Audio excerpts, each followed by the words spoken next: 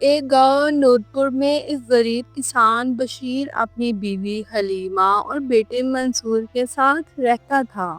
بشیر کے پاس صرف ایک چھوٹا سا کھیت تھا جو بارش پر منحصر تھا۔ کئی سالوں سے بارش نہیں ہوئی تھی اور زمین بنجر ہو چکی تھی۔ ایک دن بشیر جب کھیت پر کام کر رہا ہوتا ہے، اچانک زمین ایک جگہ سے نرم محسوس ہوتی ہے۔ اس نے کدال ماری تو نیچے پتھری سطح پر کچھ گندا تھا۔ صفائی کی تو ایک پرانا ڈھکن نما پتھر نکلا۔ بشیر نے اسے اٹھایا تو نیچے ایک پرانا کنواں تھا۔ کنویں کا پانی بالکل صاف اور چمکتا ہوا تھا، جیسے چاندی بہہ رہی ہو۔ بشیر حیران ہوا مگر خوش بھی کہ شاید یہی اس کی زمین کا نجات دہندہ ہو۔ اس رات بشیر گاؤں کے بزرگ بابا نیک دلوں کے پاس گیا۔ بزرگ نے آنکھیں بند کی اور کہا، یہ وہی کنواں ہے جس کا ذکر پرانی کتابوں میں ہے۔ یہ جادوئی ہے مگر آسان نہیں۔ یہ تمہیں سب کچھ دے سکتا ہے یا سب کچھ چھین سکتا ہے۔ بشیر نے ڈرتے ہوئے پوچھا، مجھے کیا کرنا ہوگا؟ بابا نیک دل بولے، کنویں سے جو پانی نکلے گا اسے زمین پر چھڑکنے سے زمین ہری ہو جائے گی، مگر 3 راتوں تک تمہیں کنویں کی رکھوالی کرنی ہوگی۔ ہر رات ایک سایہ آئے گا جو تمہیں آزمائے گا۔ پہلی رات آئی۔ جب بشیر کنویں کے پاس بیٹھا تو دھند میں سے ایک سایہ آیا جس نے کہا،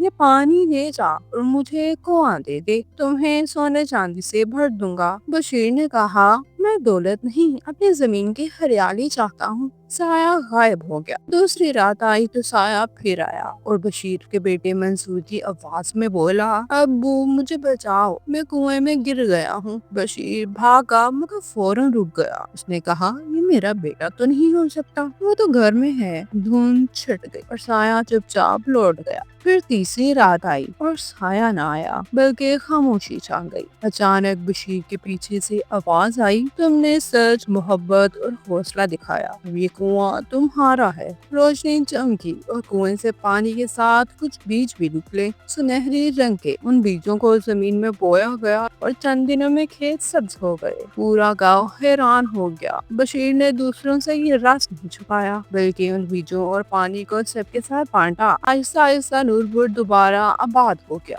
بشیر کا نام عزت سے لیا جانے لگا۔ اس کی محنت، صبر اور سچائی نے نہ صرف اس کی قسمت بدلی بلکہ پورے گاؤں کو جگا دیا۔ تو ہمیں اس کہانی سے یہ سیکھنا چاہیے کہ آزمائش آتی رہتی ہے مگر جو صبر کرتا ہے وہی جیتتا ہے۔